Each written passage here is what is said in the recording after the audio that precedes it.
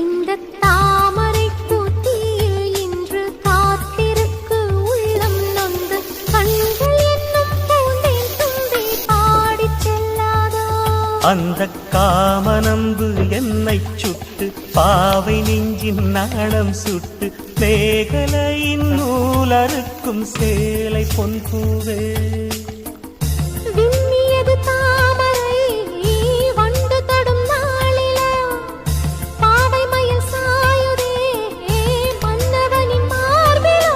முத்தத்தாலே பெண்ணே சேலை நெய்வேன் கண்ணே நாணத்தால் ஓராடை சூடிக் கொள்வேன் நானே